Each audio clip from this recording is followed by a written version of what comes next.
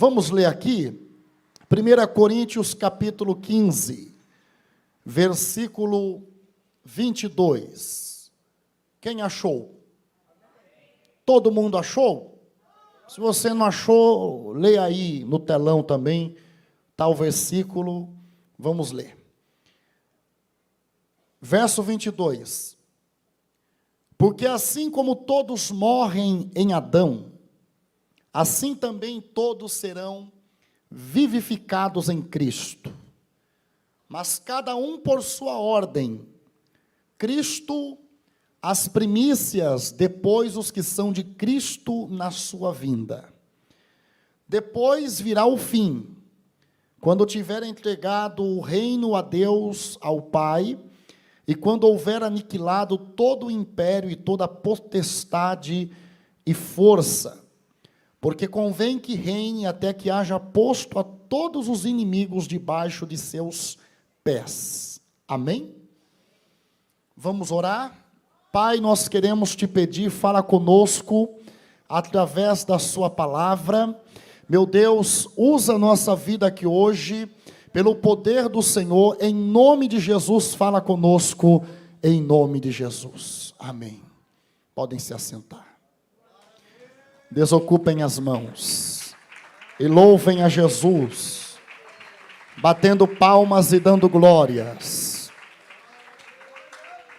Irmãos, nós estamos aqui hoje em um culto de ensino bíblico. E hoje nós teremos aqui uma palavra com bastante informação, e eu quero que você fique atento, preste atenção no que será ensinado aqui hoje, uma vez que nós queremos tratar de forma específica a respeito do capítulo 15, aqui do livro de 1 Coríntios. Embora a leitura foi apenas de alguns versículos, nós estaremos falando do capítulo todo. Eu gostaria de iniciar essa mensagem lembrando que hoje nós estamos aqui para falar sobre mais um fundamento de fé da Igreja Deus é Amor. Ao longo dessa série nós abordamos aqui os fundamentos de fé da nossa Igreja Pentecostal Deus é Amor. E hoje nós queremos falar desse fundamento que se relaciona à nossa esperança, que se relaciona à nossa expectativa em relação às coisas que em breve hão de acontecer. A Bíblia, ela nos dá algumas certezas a respeito do futuro. Algumas coisas a Bíblia não fala, mas algumas coisas a Bíblia ela nos afirma. Dentre as afirmações da Bíblia, da palavra de Deus, uma delas é a respeito da promessa de que um dia, assim como Cristo, ele veio à terra e viveu, cumpriu o seu ministério, foi morto, ressuscitou, e após isso ele volta aos céus, da onde ele já era e já estava ali desde o princípio de todas as coisas, e ele volta aos céus, mas ele deixa a promessa de que um dia ele voltaria para reunir a sua igreja juntamente com ele. Então, dentre as certezas que a igreja possui, as certezas que a igreja tem, uma delas é o fato de que nós acreditamos que Jesus Cristo virá para arrebatar a igreja. Quem acredita nisso? Amém? Esse é um fundamento de fé da nossa igreja.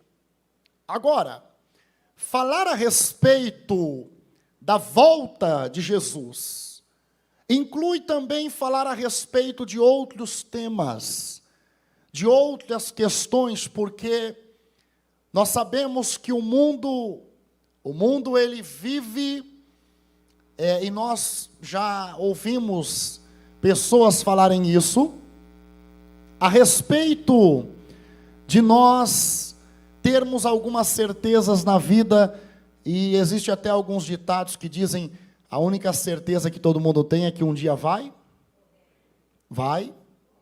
falar morrer. Não está com medo de falar morrer, irmão? Não morre falar morrer, não é?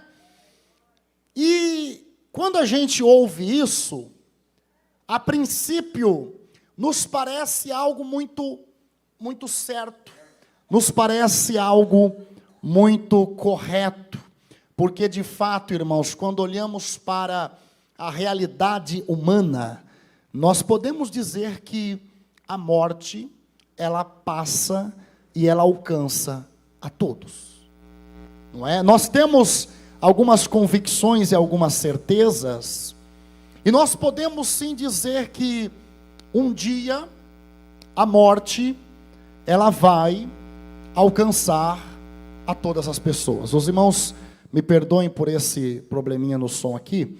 Eu vou pedir para alguém chamar o Jarlan para tirar esse problema, esse ruído do som, fazendo um favor. Chama ele lá em cima. Jarlan, por gentileza. Amém? Senão não dá para pregar assim, né, irmãos? Senão o pregador já vai ficar aqui meio atribulado com esse zumbido no ouvido. Amém, irmãos? Glória a Deus. Também, acho que o tablet está na minha sala. Pega lá para mim, na minha sala. Glória a Deus. Enquanto isso, eu vou tentando continuar a pregação aqui. É que o inimigo não quer que você ouça a palavra, não é? Aí ele botou o bichinho no som. Não, estou brincando, é problema na questão da regulagem mesmo. Irmão, vamos prestar atenção aqui na palavra de Deus. Olha só. Nós temos aqui então algumas certezas a respeito dessa vida que nós podemos aqui falar. Como por exemplo, um dia a morte vai alcançar todas as pessoas.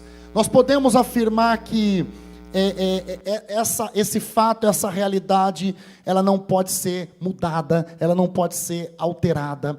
Então nós podemos aqui sim tratar a respeito desse assunto que envolve também a palavra de hoje.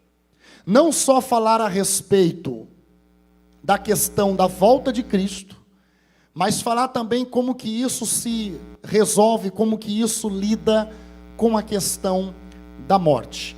E é por isso que, em cima disso, eu escolhi aqui esse texto, ou melhor dizendo, esse capítulo todo de 1 Coríntios, porque Paulo, aqui nesse capítulo, ele não só fala a respeito da volta de Cristo, mas ele também fala como que isso se relaciona na questão da morte. Amém, meus irmãos? Quem entendeu até aqui, levanta a sua mão assim e dá um glória para Jesus. Amém?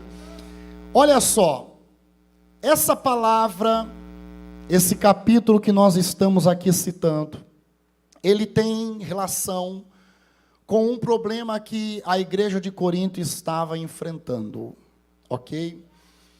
Nós podemos aqui citar que a igreja de Corinto, ela foi fundada pelo próprio apóstolo Paulo, mais ou menos 50, 51 depois de Cristo.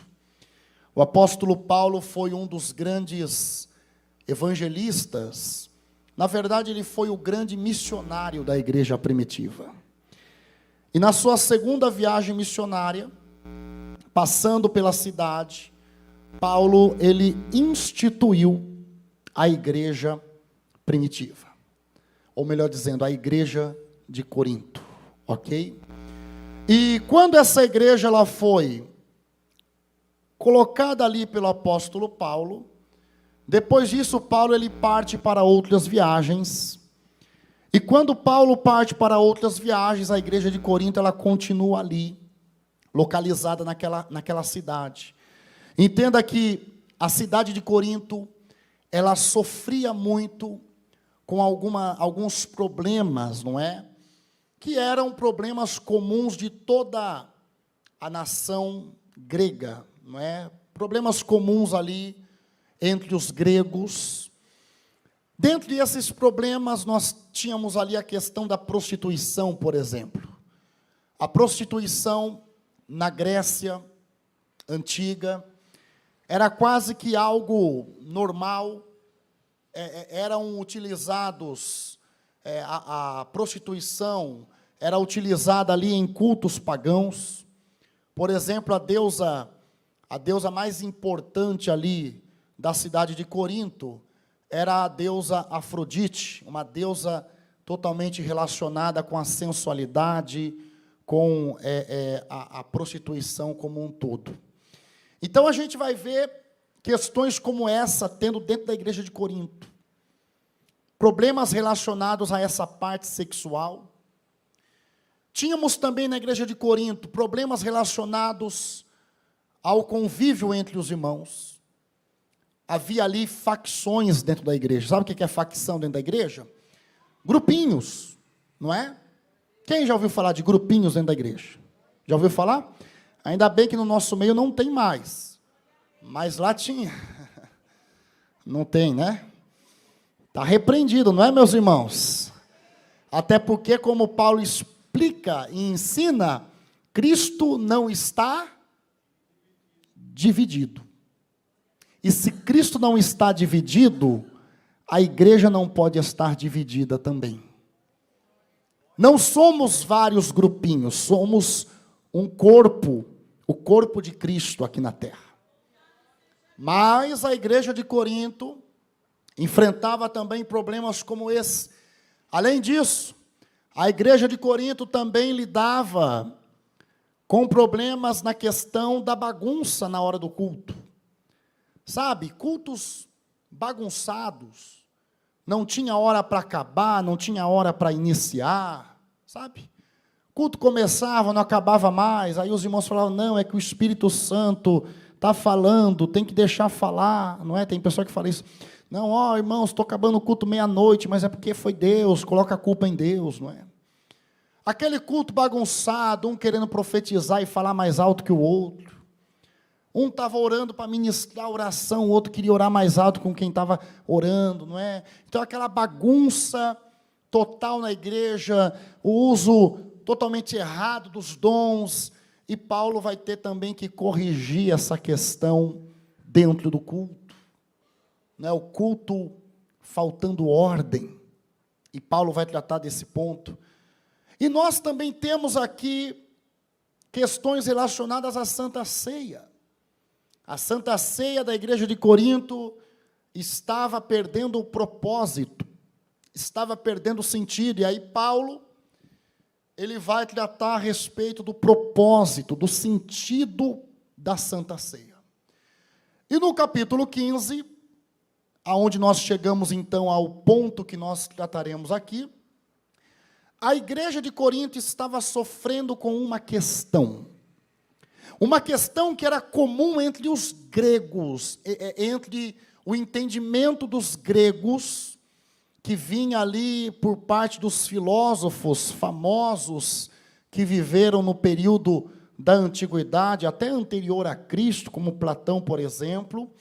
E nós tínhamos ali uma corrente de entendimento no meio dos gregos, onde eles não acreditavam na ressurreição de um corpo físico.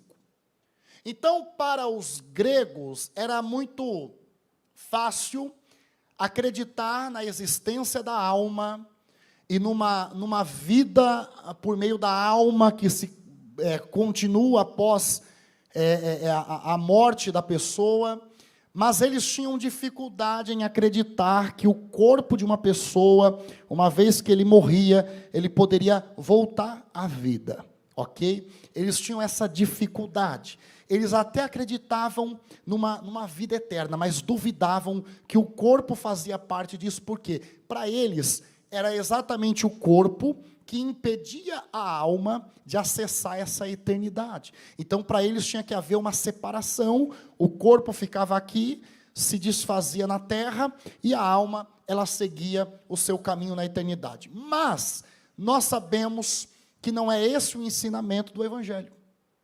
E aí, Paulo, ele vai tratar sobre isso no capítulo 15. Como assim vocês estão duvidando da ressurreição? como assim vocês não estão acreditando que alguém pode ressuscitar por completo, inclusive o corpo? Não é? Porque entenda que a missão de Jesus é em redimir, não só uma parte do que nós somos. A missão de Cristo é sobre redenção do corpo, da alma e do espírito. Então, presta atenção, não é só alma e espírito que Cristo salva, Cristo também salva o corpo. E nós vamos falar sobre isso ao longo dessa mensagem. Mas entenda, a primeira questão que Paulo vai tratar no início do capítulo é exatamente essa. Por que que é importante a igreja acreditar que Jesus ressuscitou? Porque esse é o ponto que se inicia. Espera aí, se vocês estão dizendo que morto não ressuscita, então vocês estão duvidando que Cristo ressuscitou. Porque Cristo morreu, e conforme os ensinamentos, e conforme o próprio apóstolo Paulo diz aqui no capítulo, ele foi visto pelos discípulos, ele foi visto pelos demais irmãos, que na época que Paulo escreveu essa carta, em 56 depois de Cristo, ele diz, muitos ainda estão vivos, e eles viram Cristo ressurreto, Cristo ressuscitado. Então, nós não podemos duvidar, não podemos ir contra esse ensinamento. Qual ensinamento? De que sim, Cristo ressuscitou através do seu corpo, não através simplesmente de um espírito, mas Cristo em corpo ressuscitou. Quem está entendendo isso? Amém? Então entenda, o ensino que diz que Cristo não ressuscitou em corpo, o ensino que diz que o corpo de Cristo não passou por esse processo de ressurreição, é um ensinamento que vai contra as Escrituras e contra a palavra de Deus. E aí Paulo, ele vai tratar aqui do porquê que é importante a gente crer que Jesus ressuscitou. Primeira coisa que Paulo fala, se Cristo não ressuscitou, a nossa fé é vã. Se Cristo, e você não crê, é o que Paulo está falando para a igreja de Corinto, se vocês duvidam, se vocês não acreditam que Cristo ressuscitou, primeiro ponto, tudo isso que a gente está fazendo aqui é em vão. Porque tudo que a gente faz é levando em conta de que Cristo ressuscitou dos mortos. Olha como que isso é um pilar para nós. Olha como que isso é uma base para a nossa fé. Se você tirar esse fato, tudo que nós acreditamos entra em colapso. Vai ser totalmente jogado por terra. Porque a nossa pregação se sustenta no fato de que Cristo não está morto, mas ressuscitou dentre os mortos. Quem crê que Ele vive, levanta a sua mão. É tão interessante isso, porque quando a gente pega o termo evangelho, não é? No sentido semântico do termo, a palavra evangelho, ela é a mensagem de Cristo, é o que nós pregamos, não é? É o que a igreja divulga, o evangelho do Senhor. Mas o significado literal da palavra evangelho é boa notícia. E por que é boa notícia? Porque quando os discípulos ficaram sabendo que Cristo havia ressuscitado, eles chegaram contando para os demais, trazendo essa boa notícia para eles. Olha, imagina você o cenário quando Cristo morreu. Todo mundo com medo, todo mundo dentro de casa, todo mundo assustado. Aí Jesus aparece para Maria, ela fica sabendo do que está acontecendo, e ela vai levar essa notícia para os discípulos. E qual que é? Olha, nós temos aqui uma boa notícia. Jesus não está mais morto, mas Ele ressuscitou. É exatamente dessa notícia da ressurreição de Cristo que nasce o termo evangelho. Então, tudo que nós pregamos, se sustenta no fato de que Cristo está vivo, irmãos. E eu creio que Ele está vivo. Eu creio que Ele vive eternamente. Se você crê também, levanta a sua mão para adorar. Se você crê, se você acredita que na manhã daquele domingo a pedra estava removida e o sepulcro estava vazio, levanta a sua mão se você acredita. Então adora o nome dele aqui nessa noite, porque não está mais aqui, já ressuscitou. Foi o que disseram os anjos às mulheres que foram ali para terminar de ungir o corpo. Olha só, segundo ponto que Paulo trata: se Cristo não ressuscitou, ainda estaríamos em nossos pecados. Porque a ressurreição de Cristo, ela vem consumar a vitória de Cristo sobre a morte. Ela vem trazer, não é, o resultado final da obra de Cristo sobre a morte. Quando Cristo, ele vence a morte, ele se torna então capaz de trazer perdão a todos aqueles que creem. É como ele diz aos discípulos: eis que me é dado todo o poder nos céus e na terra. O que Jesus estava falando lá para eles? Olha, o problema de vocês está resolvido. E não é problema tipo, minha casa está com goteira no telhado, o carro furou o pneu. Não é esse tipo de probleminha que você pensa que é problema. Não, nós tínhamos um problema: o pecado. Está entendendo? Esse é o problema, porque nos lançava diretamente para o inferno. Nos lançava diretamente fora do... Camarada morreu, já está fora. Está no pecado. O pecado de Adão passa e alcança todos os homens na face da terra. Então entenda, nós tínhamos um problema. Quando Cristo ressuscitou, ele diz aos discípulos: eis que me é dado todo o poder nos céus e na terra. Jesus está falando: fiquem tranquilos que agora a situação vai mudar, seus problemas estão resolvidos. Porque o que ele estava dizendo? O problema do homem, o pecado, agora já não era mais um problema. Quem está entendendo isso? Agora, se Cristo não ressuscitou, estaríamos ainda em nossos pecados, mortos em nossos pecados. E terceiro ponto que Paulo levanta aqui: se Cristo não ressuscitou, os mortos em Cristo estariam perdidos. E esse é um ponto interessante, sabe por quê?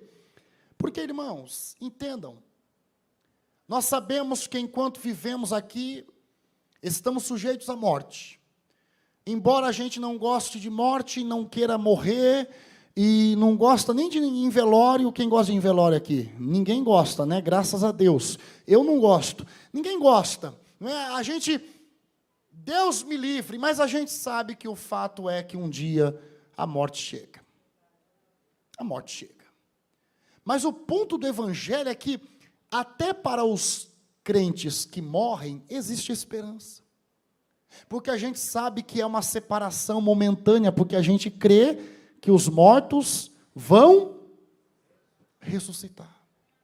Mas o que Paulo está falando, peraí, se vocês não acreditam que Cristo ressuscitou, então quem morreu em Cristo está perdido. Quem morreu em Cristo não tem esperança mais. Já foi, já acabou. Mas conforme o ensinamento da palavra, nós sabemos que até mesmo aqueles que morreram em Cristo não estão perdidos. Por quê? Porque quando Cristo vier, os mortos em Cristo hão de ressuscitar e estarão para sempre com Ele. Quem entendeu essa primeira parte? Um segundo ponto que Paulo vai tratar aqui é a respeito de Cristo. Agora, Paulo apresenta Cristo como sendo a primícia, ou as primícias dos que dormem.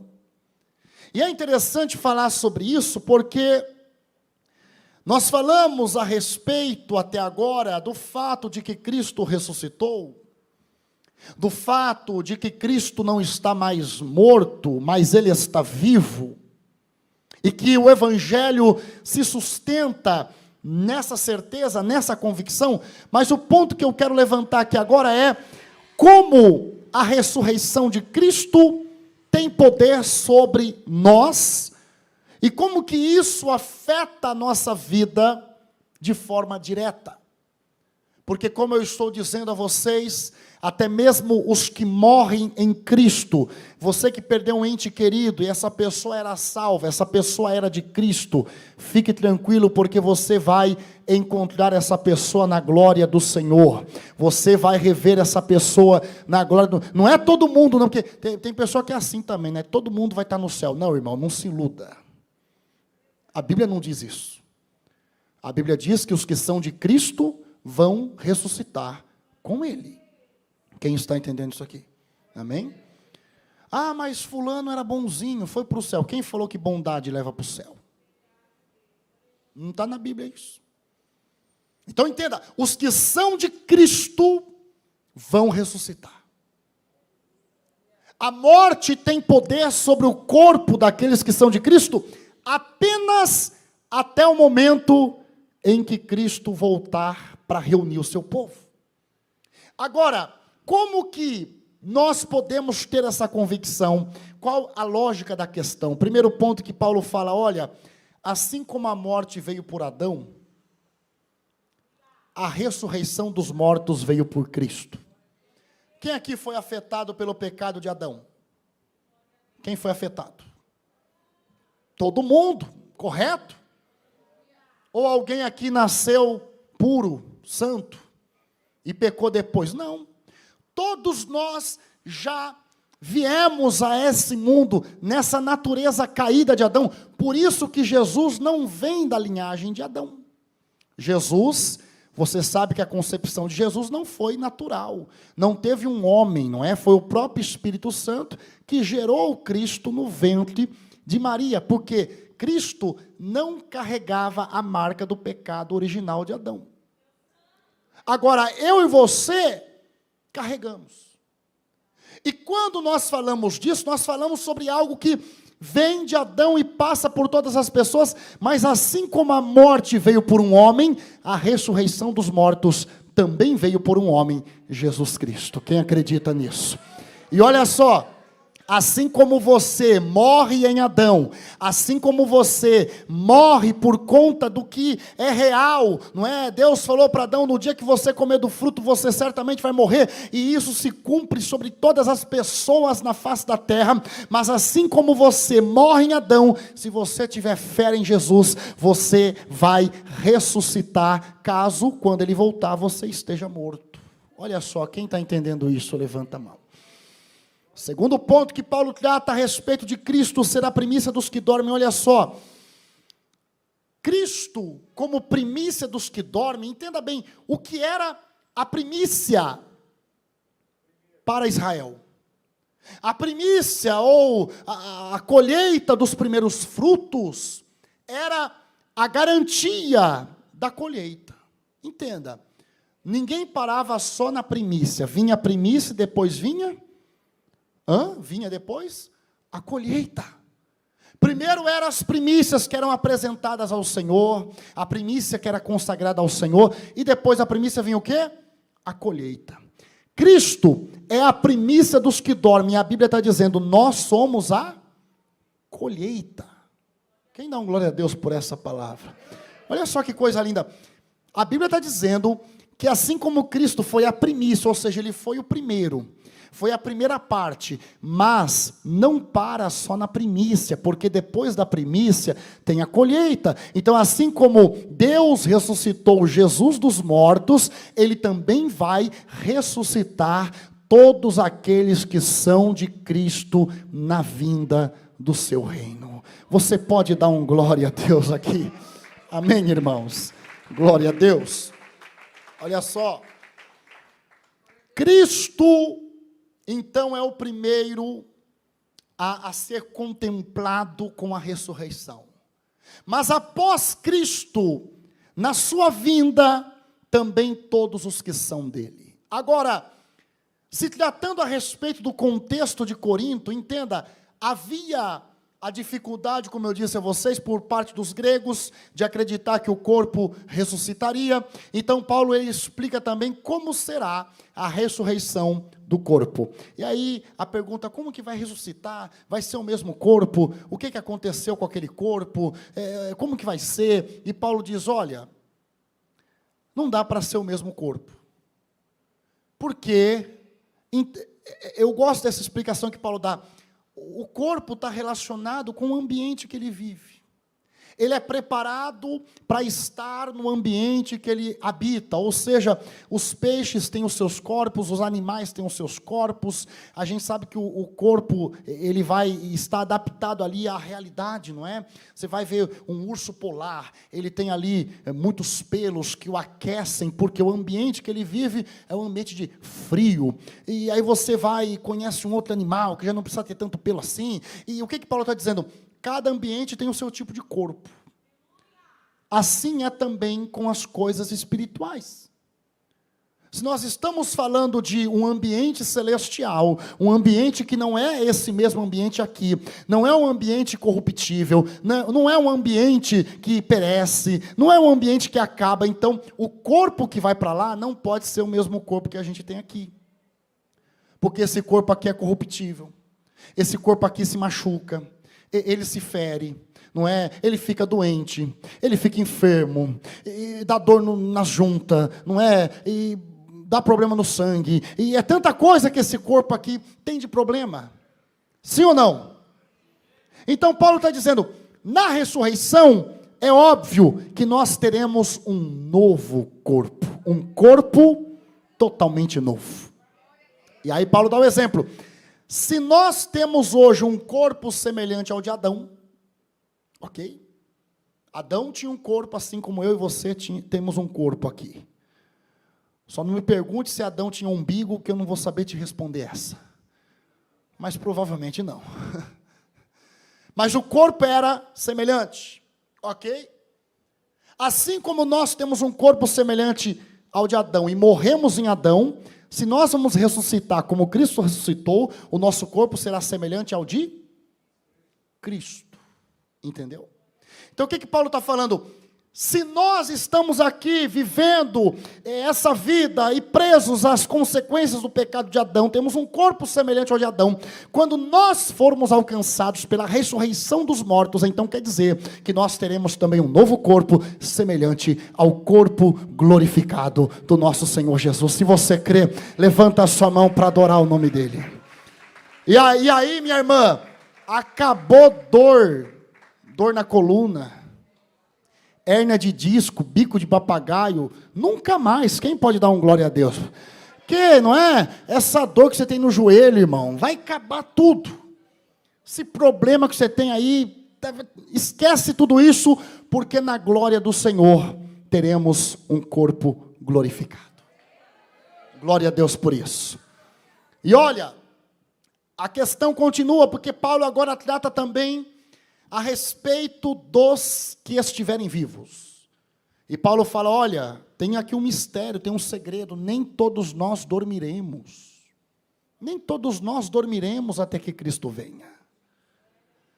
Mas, quando Cristo vier, os que estiverem vivos também serão levados ao encontro com Ele. Quem acredita? Se for possível eu estar vivo, glória a Deus, no arrebatamento. Glória a quem está feliz assim também. Amém? Não é se não tiver que passar pela morte, glória a Deus, vamos ser levados no arrebatamento. Glória a Deus por isso. Agora, olha só o que Paulo fala. Nós que estivermos vivos, que não chegamos a morrer, o nosso corpo não vai ser necessário ele ser ressuscitado, mas ele vai ser transformado. E essa transformação será num piscar de olhos. Você vai piscar, você vai falar, cadê? Onde estou? Não é? Na glória do Senhor. Quem está entendendo? É num piscar de olhos que nós seremos transformados e teremos então um novo corpo também. E os mortos em Cristo se reunirão com Ele primeiro. E depois, nós, os que estivermos vivos, também seremos levados para junto dele, para todos sempre estaremos na eternidade do Senhor. Quem crê nessa palavra, levanta a sua mão. Amém. Lembrando que Paulo diz, todos nós teremos que passar por essa transformação, porque carne e sangue não podem herdar o reino de Deus. Esse corpo nosso não é apto, não consegue, não tem condições de herdar o reino dos céus. Então nós precisaremos sim passar por uma transformação, uma mudança total. O nosso corpo será transformado em um corpo incorruptível. E Paulo, em cima dessas declarações, ele vai dizer, olha, é por isso que nós podemos dizer, onde está, ó morte, a sua vitória? Onde está, ó morte, o seu aguilhão? E Paulo vai dizer, tragada foi a morte pela vitória. Ele diz, o aguilhão da morte é o pecado, e a força do pecado é a lei, mas graças a Deus que já nos deu a vitória. Quem crê nessas palavras, amém, irmão? Em cima dessa exposição aqui deste capítulo 15, eu tenho algumas aplicações práticas para nós. Rapidamente eu quero passar com vocês aqui algumas lições que eu acredito fazem todo sentido dentro desse capítulo 15. A primeira coisa que nós precisamos ter em nossa mente é que, como cristãos, quem é cristão aqui? Como cristãos, nossa esperança não está nessa vida. Irmãos, é incrível como que na época de eleição, na época de propagandas políticas, tal, a gente descobre como tem crente que ele está com a mentalidade muito na terra. Porque ele começa a se desesperar. Porque meu candidato tem que ganhar. Porque se meu candidato não ganhar, é o fim, vai acabar tudo, vai destruir tudo, e você começa a dar ouvido, você fala, meu Deus, esse irmão está certo, olha o que esse irmão está dizendo, e agora vai, e agora acaba tudo, e aí a gente vê o quanto que a mente de algumas pessoas estão presas nesse mundo, porque ela se comporta como se tudo que ela tem está nesse mundo, e tudo se resume a esse mundo. Mas irmãos, nós precisamos entender que a nossa esperança não está em nada desse mundo, em nada que esse mundo pode nos dar. A nossa esperança está na eternidade ao lado do nosso Senhor Jesus. A Bíblia diz que o mundo está no maligno. Como é que você quer esperar coisas boas desse mundo, se a Bíblia diz que o mundo está no maligno, que o Deus deste século é o diabo? Quem está entendendo, preste atenção nessa palavra. Quem está entendendo, levanta a sua mão comigo. Amém? Preste atenção nessa mensagem. Não se distraia com nada nesse momento. Entenda o que Deus está falando aqui nessa noite. A sua esperança, a sua expectativa como cristão não está nessa vida, não está nessa terra. Todo cristão que cria expectativa sobre essa vida, sobre esse mundo, ele vai ser um cristão frustrado. Ele vai ser um cristão que vai se decepcionar, que vai se deparar com situações que ele vai olhar e vai dizer, eu não pensava que era assim, e vai ser então esse momento que ele vai descobrir que o que ele acreditava na verdade não era verdade. Em 1 Coríntios capítulo 15, 19, a Bíblia diz, se esperarmos em Cristo só nesta vida, somos os mais miseráveis de todos os homens. Você fala, mas como assim a Bíblia está me dizendo que eu sou miserável? Entenda o que significa a palavra miserável. A palavra miserável significa você poder ter mais e se contentar com menos. Você poder ter algo melhor e você se contentar com algo bem pior. E é exatamente isso que o texto significa. Se nós sabemos que Deus tem para nós uma vida eterna, se nós sabemos que Deus tem para nós uma morada celestial, que nunca terá fim, que não pode ser corroída pela ferrugem ou roubada pelo ladrão, se nós sabemos que Deus tem tudo isso para nós, e mesmo assim a gente prefere ficar só com essa vida, é exatamente isso que a Bíblia está dizendo, você é miserável. Eu não sei você, mas eu não quero ser miserável. Eu quero tudo que Deus tem para mim. Quem mais quer tudo que Deus tem para você? Irmão, a melhor parte de Deus não está nessa vida, irmão. Para de viver a vida movido com essa mentalidade terrena. A Bíblia fala, pensai nas coisas que são do alto. Você faz campanha só em busca de coisa para essa vida, irmão. A sua oração é só pedindo coisa para essa vida. Você se move só por coisa dessa vida. Você só vem na igreja porque você quer bênção para essa vida, irmão. Você acha que está certo isso? Porque não está. O que deve mover você é o espiritual, irmão. O que deve mover você é o desejo do céu, é o desejo de estar para sempre na glória. Se você perdeu esse desejo, se você perdeu essa vontade, irmão, está na hora de você começar a buscar um renovo espiritual. Está na hora de você começar a buscar que Deus alcance você e que te traga de volta para essa mentalidade correta, a mentalidade nas coisas do céu. A esperança do cristão não pode estar nessa vida. Esse mundo vai de mal a pior.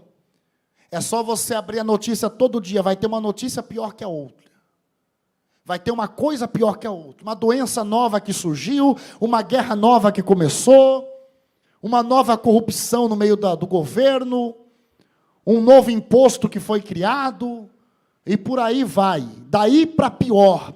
Não espere nada melhor, não espere que as coisas vão se acertar, que tudo vai ficar bem, isso daí só vai acontecer, irmão, quando o reino de Cristo estiver aqui na terra, quando Jesus vier reinar aqui com a igreja na terra, conforme nós acreditamos durante 1000 anos. Aí sim vai ser tudo certo. Até lá, irmão, se prepara para o caos. Se prepara para a notícia ruim, se prepara para a prova, se prepara para a luta, está entendendo? Ah, mas pastor, não prega isso. Irmão, vai brigar com Jesus, porque Jesus falou, no mundo tereis aflições, mas tenham bom ânimo, porque eu venci o mundo. Quem crê que ele venceu? Você vai vencer, irmão, você vai vencer através da fé em Cristo. Através da fé em Jesus. Segunda lição que eu aprendo desse texto é que nós precisamos tomar cuidado como igreja. Se como cristãos precisamos ter a esperança no céu, e sabemos que a nossa esperança não está nessa vida, como igreja precisamos tomar cuidado com falsos ensinos.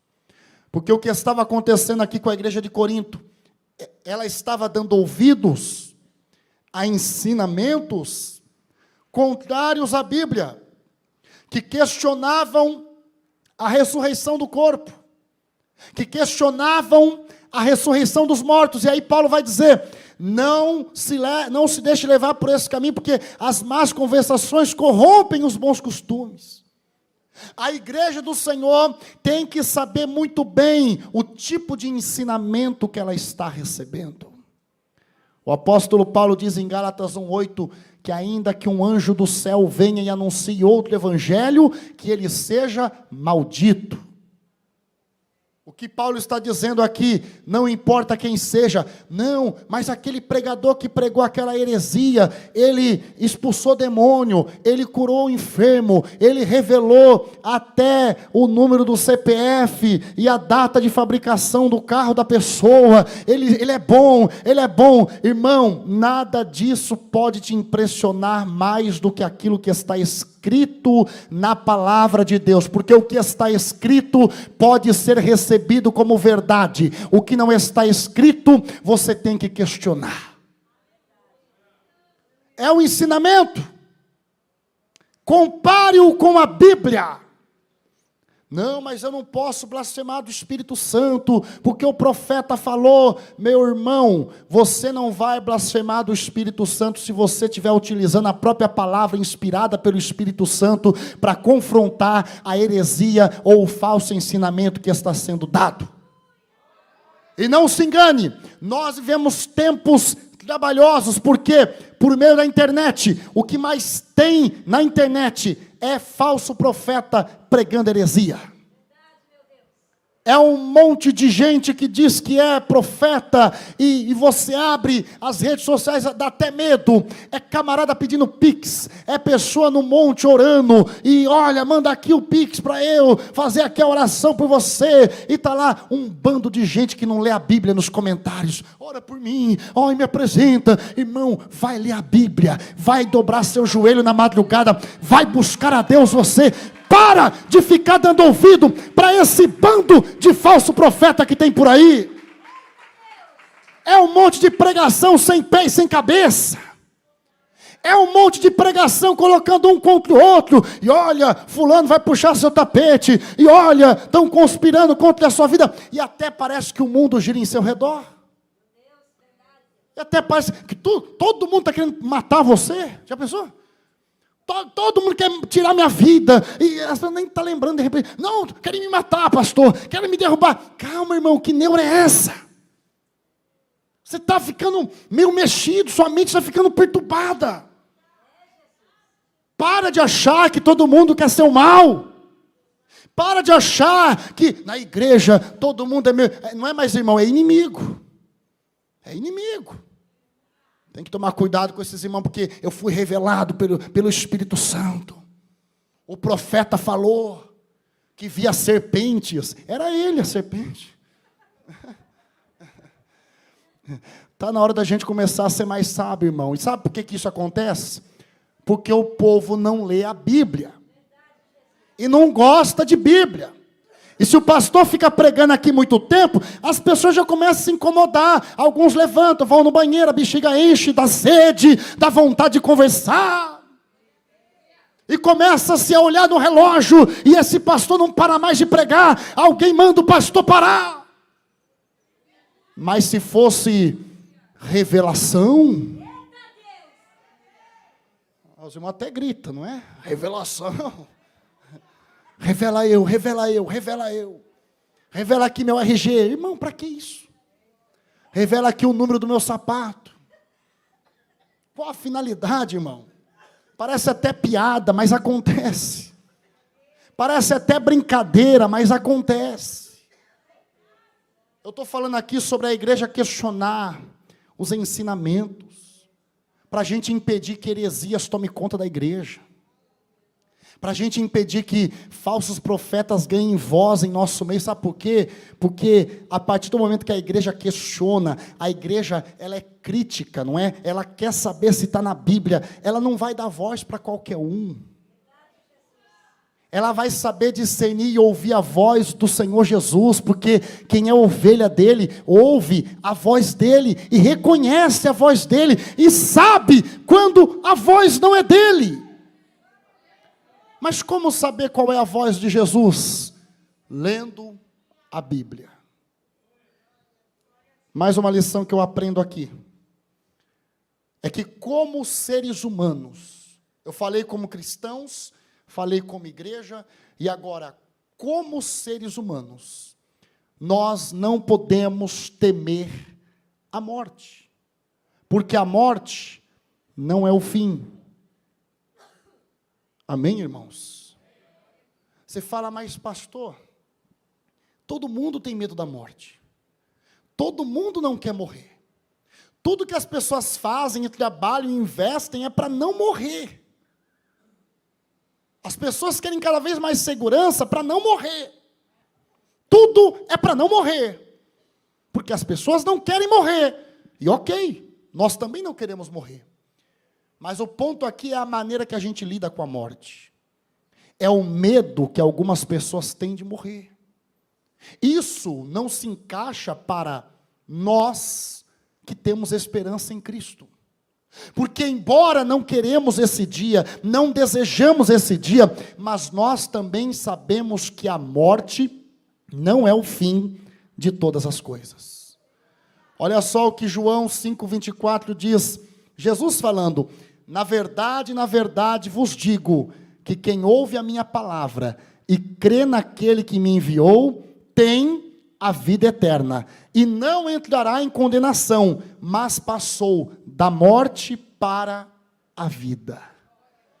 Para quem tem Jesus, a morte é só uma passagem. Quem acredita nisso? A morte é só uma passagem, irmão. Não olhe para a morte como o fim de tudo, porque ela não é o fim de tudo para você que crê em Jesus. Porque você que crê em Jesus, você tem a vida eterna. E por último, para a gente finalizar essa palavra, como filhos de Deus, devemos saber que nada pode nos impedir de nos reunirmos com Cristo na sua vinda. Irmão, essa palavra é muito poderosa, porque em Romanos 8:38, eu quero ler para vocês, olha só o que Paulo escreve: porque estou certo de que nem a morte, nem a vida, nem os anjos, nem os principados, nem as potestades, nem o presente, nem o porvir, nem a altura, nem a profundidade, nem alguma outra criatura nos poderá separar do amor de Deus que está em Cristo Jesus, o nosso Senhor. O que é isso, irmão? Paulo está declarando no capítulo 15, que a morte, que é o último inimigo a ser vencido, ela já foi vencida por Cristo, e que nem mesmo a morte pode nos impedir de nos reunirmos um dia com Ele, porque conforme o que Paulo ensinou nesse capítulo, até mesmo os mortos em Cristo, na vinda do Senhor, quando a trombeta soar, os mortos vão ressuscitar e estarão para sempre com o Senhor Jesus. Sabe por quê? Porque nada pode nos separar do amor de Deus, que está selado na obra redentora de Cristo Jesus. Se você acredita nisso, levanta a sua mão, irmão. Se você crê, adora o nome do Senhor Jesus aqui nessa noite. Olha isso.